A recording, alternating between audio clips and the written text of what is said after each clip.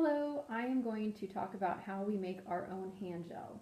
I stopped using store-bought hand gel and hand sanitizer a while ago when I learned about some of the ingredients that are in most of them. One of them is alcohol poisoning that you can get just from the alcohol in them. I didn't want my kids having that on their hands or in their mouths, which a lot of babies will put their hands in their mouth. So if you were to wash their hands, if you can't get to a sink to use soap and water and you use hand gel, I just didn't want that in our little ones' mouths.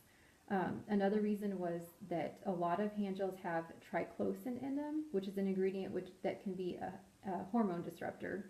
And then a lot of them, not all of them, but most of them have synthetic fragrances, which can be an endocrine disruptor, which none of these things that you really want. So I decided that I would just start making our own, and that way I know what ingredients are in them and what my kids are putting on their skin and possibly ingesting.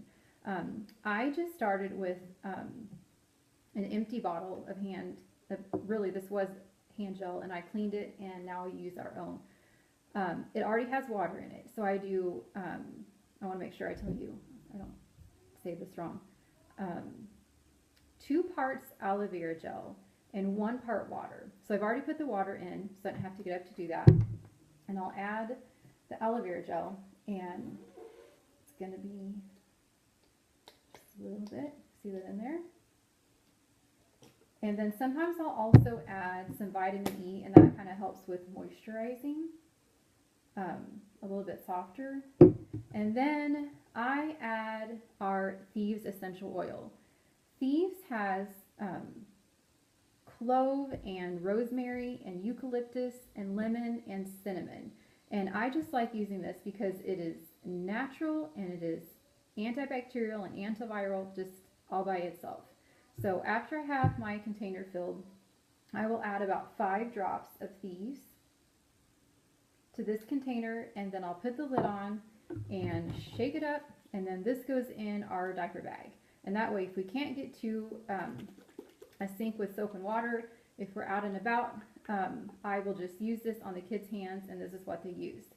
At home, I also have a bigger container that I'll fill, and then when this is empty, I'll just refill it from this one, and then continue until I need to refill both of them. And that is all that I do. I also have a spray that we use at home. That way I can spray it on surfaces or in the air. Young Living also makes a spray, but I ran out, and so before my next order went in, I went ahead and just made our own. You can buy the spray already made, or if you want to make it, I've already put the water in here. So again, it's like 1 part water, and then with this I do 2 parts Witch Hazel. And the Witch Hazel just helps the hat is going everywhere. The Witch Hazel just helps the essential oil to stick to the water. So you can put that in, and then you can add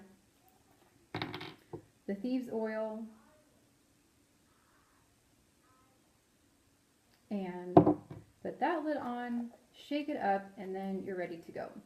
So I just like to do that. I know what the kids are inhaling and possibly ingesting and what is going on their skins, and I just feel better about that. I feel like it's keeping them, I don't know, safer and healthier, and just getting rid of the toxic ingredients that we're learning about that is in a lot of items that we buy. That is how I make our hand sanitizer and our room spray, or however you want to use that. It's just a spray.